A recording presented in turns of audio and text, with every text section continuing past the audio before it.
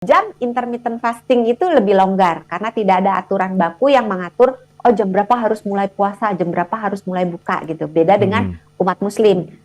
Jam imsak, jam sahur ditetapkan dan jam berbuka juga ditetapkan berdasarkan ada hitungannya kan ya, matahari terbit dan matahari terbenam.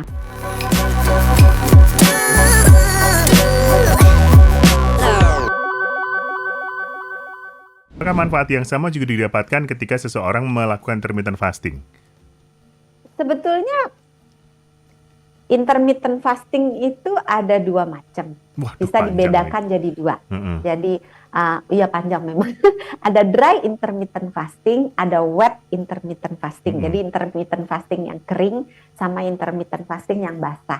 Nah, intermittent fasting yang wet, yang basah, itu dalam masa berpuasa diperbolehkan untuk minum minuman yang tidak berkalori. Jadi air bening, air putih ya, teh tawar, kopi tawar, itu boleh diminum.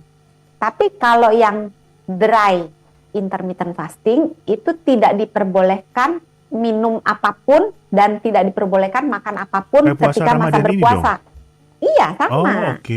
Jadi kalau misalnya puasa yang wet intermittent fasting, pada masa berpuasa nggak boleh makan tapi boleh minum, asal minumannya nggak ada kalori gitu. Jangan minumnya cendol, itu nggak boleh karena itu ada kalorinya. Tapi kalau yang dry intermittent fasting itu sebetulnya kurang lebih sama dengan puasa yang dijalankan umat muslim di bulan Ramadan gitu. Jadi nggak boleh makan, nggak boleh minum. Nah, bedanya, kok nggak nanya sih bedanya? Bedanya kan nggak boleh makan, nggak boleh minum. Iya, tapi ada bedanya. Oh iya. Bedanya adalah pertama, jam intermittent fasting itu lebih longgar karena tidak ada aturan baku yang mengatur jam berapa harus mulai puasa, jam berapa harus mulai buka gitu. Beda dengan umat muslim.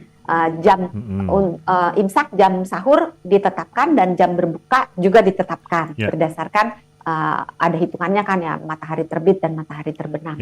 Kemudian pada intermittent fasting itu tidak diatur jumlah jamnya, nggak cuma jam buka dan jam puasanya, tapi jumlah total jamnya terserah kita gitu, minimal 12 jam. Ada yang 12 jam puasa, ada yang 14 jam, ada yang 16 jam, bahkan beberapa orang itu puasanya 20 jam. Jadi hanya makan dalam waktu 4 jam.